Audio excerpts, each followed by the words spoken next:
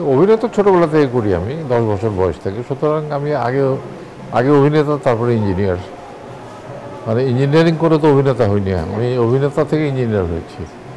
তো সুতরাং প্যাশন এবং প্রফেশন দুটো একসাথে চলেছে এখন, এটাই প্রফেশন। আর আসল প্রফেশনটা অফ চলে গেছে অনেক আগেই।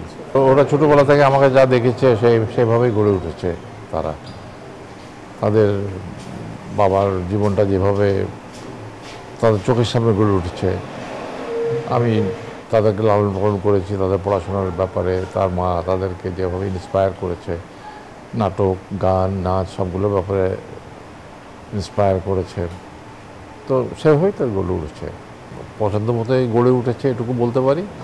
আর ছবি আঁকা তো তার এটা প্যাশন এবং প্রফেশন দুটোই, সে ওই প্রফেশনটা প্রায় ছেড়েই দিয়েছে অভিনয়ের প্রফেশনটা, কিন্তু she is very much in the profession, তার ছবি আঁকাটাই এখন প্রফেশন।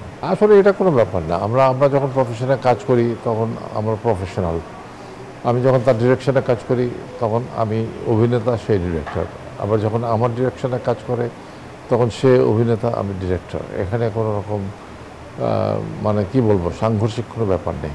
আমি মনে করি যে আমরা খুব প্রপার ওয়েতে আমরা বিহেভ করি, কারণ তার সবগুলো প্রায় সিনেমাতে আমি কাজ করেছি, আর আমার অনেক নাটকে তারা অভিনয় করেছে, বিপাশাও করেছে, বিপাশা যখন আসে আমার নাটকে অভিনয় করেছে যখন, তখন সে শিল্পী, আমি ডিরেক্টর, এর বাইরে কোনো অ্যাডভান্টেজ সে কখনো পায়নি।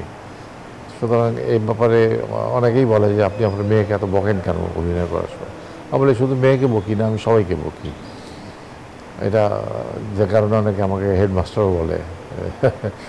তো এটা কোনো ব্যাপার না, আমি মনে করি যে এটা হলো আমাদের ভালোবাসা অভিনয়ের প্রতি বা এই প্যাশনের প্রতি। ভুল ত্রুটি তো ধরিয়ে দেওয়া আমাদের দায়িত্ব, তবে এক্ষেত্রে ওর মায়ের অনেক অবদান আছে, কারণ সে তাদেরকে খুব চাইতো যে তারা যেটা করবে সেটা যেন ভালো করে করে।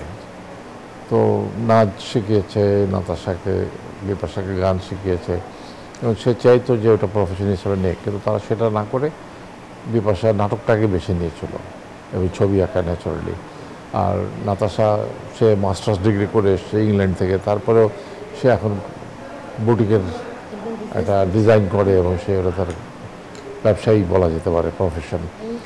তো হ্যাঁ, এবং এগুলো মানে ভুল ধরাটা এটা তো আমাদের দায়িত্ব, এবং শুধু আমার না, আমার আমার যখন কাজের আমার মেয়েরা ভুল ধরে তখন আমি মানে খুব ভালোবেসে সেগুলোকে কারেক্ট করার চেষ্টা করি। আমার ওয়াইফ যখন বলে যে তোমার এইটা ভালো লাগে না ওটা ভালো লাগছে, আমি এগুলোর দাম দিই।